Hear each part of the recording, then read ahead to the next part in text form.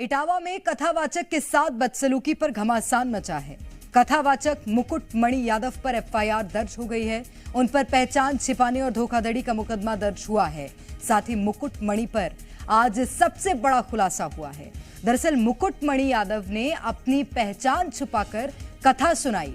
उनका आधार कार्ड जी मीडिया के पास मौजूद है, जिसमें उन्होंने मुकुट मणि यादव की जगह मुकुट अग्निहोत्री लिखा है। कैसे शुरू हुआ ये विवाद, क्या इस कथावाचक की पिटाई की सच्चाई है, इस रिपोर्ट में समझिए।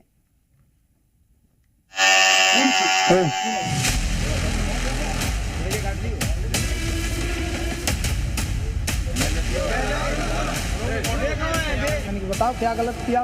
कोई जात नहीं छुपाई, हम तो जात बता रहे हैं, यादव है। कथा सुनाई, जाति छिपाई, फिर कथावाचक की पिटाई।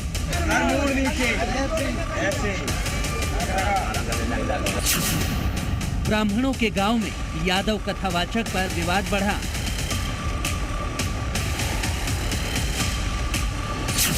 कथावाचक का मुंडन और पिटाई, क्या है सच्चाई? दृश्य हैरतअंगेज है। उस तरह धड़ाधड़ कर चलाया जा रहा है।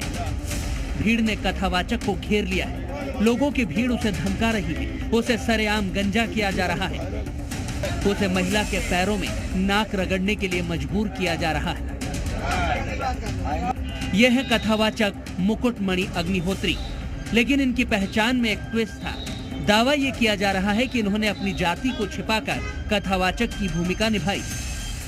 जब उन्होंने ब्राह्मणों के गांव में कथा सुनाई तो उस गांव की अपनी न्यायपालिका ने रोंगटे खड़े करने वाला फरमान सुना दिया। भीड़ के बीच उनका सिर मुंडवा दिया जाता है। उन्हें धमकी दी जाती है कि ब्राह्मणों के गांव में आकर जो तुमने किया है ये उसी की सजा है।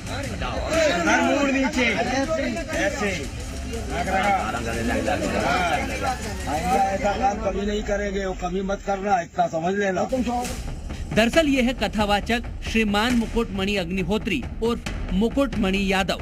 दावा है कि मुकुट मणि अग्निहोत्री उर्फ मुकुट मणि यादव अपनी जाति छिपाकर ब्राह्मणों के गांव में कथा सुना रहे थे, जिसके बाद उनकी न सिर्फ पिटाई की गई बल्कि उनका और उनके सहयोगी का सिर भी मुंडवा दिया गया। ब्राह्मणन के गांव में आके तुमने मतलब जो करो तुम जिंदगी तुम्हें ऐसा करवो नहीं चाहिए तो जो तुमने करो। कथावाचक मुकुट मणि यादव और ग्रामीणों की बातचीत का ये वीडियो देखिए, जिससे ये समझने में आसानी होगी कि इनके साथ ऐसा क्यों किया गया। कहीं से ये जानकारी भी मिली है कि शुद्ध यादव भी नहीं है। अभी पहली बात तो जात नहीं, हमें आज हमें 14-15 साल हो गए में रह रहे। जिन कथावाचक को गंजा किया गया उन्होंने अपना सरनेम अग्निहोत्री बताया था, जबकि वो अग्निहोत्री है ही नहीं। कथित कथावाचक मुकुट मणि के झूठ का पर्दाफाश खुद उनके सहायक संत सिंह यादव ने किया और बताया कि वो दोनों ही यादव हैं। क्या नाम है आपका? मेरा नाम संत सिंह यादव है और हम मुकुट मणि महाराज के साथ सहायकी करते हैं और हम यज्ञ भी करवाते हैं। घटित घटना ये हुई कि यहाँ लोगों ने व्यास जी से कथा छटवाई होंगी और व्यास जी ने हमें बुलवाया, साथ में हम लोग गए। वहाँ जब कथा भी हुई, पहले श्लोक की कथा भी हुई।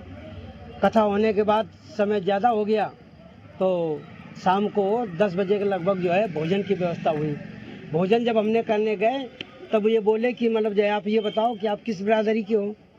तो हमने कहा कि हम यादव हैं। बोले आचार्य जी को, हमने कहा ये भी यादव हैं। तो ये आपने सुना मुकुट मणि के सहायक को जो बता रहे हैं कि कथावाचक यादव ही है। अब जी न्यूज एक और बड़ा खुलासा करने जा रहा है। मुकुट मणि यादव के फर्जीवाड़े की पूरी सच्चाई दस्तावेजों के साथ दिखाने जा रहा है। इस तस्वीर को देखिए, ये मुकुट मणि का आधार कार्ड है। इसमें नाम लिखा है मुकुट मणि अग्निहोत्री। नीचे लिखा है मेरा आधार मेरी पहचान। लेकिन ये जो अपना नाम बता रहे हैं उसमें खुद ये बता रहे हैं कि वो अग्निहोत्री नहीं बल्कि असल में मुकुट मणि यादव हैं। इन पर जाति छिपाने का आरोप है। असल में ये यादव ही हैं। वो जब भोजन खाने के लिए गए, उन्होंने पूछा तुम किस बिरादरी के हो? मैंने कहा यादव। बोले मैंने सुना था पंडित, मैंने पंडित नहीं हूँ, मैं यादव हूँ। बोले तो तुमने गलत किया हमारे साथ। मैंने बताओ क्या गलत किया? बोले तुमने जात छुपाई, मैंने कोई जात नहीं छुपाई, हम तो जात बता रहे हैं, यादव है। और अब इसी को लेकर मुकुटमणि यादव के खिलाफ एफआईआर दर्ज करवा दी गई है। और केस दर्ज करवाने वालों ने आरोप लगाया कि मुकुटमणि यादव और उनके सहयोगियों ने अपनी पहचान छिपाई, उनके साथ धोखाधड़ी की, उनकी धार्मिक भावनाओं को आहत किया गया है। यूपी में यादव कथावाचक की पिटाई पर सियासत गरमाई हुई है। अखिलेश यादव लगातार इस मुद्दे पर मोर्चा खोले हुए हैं।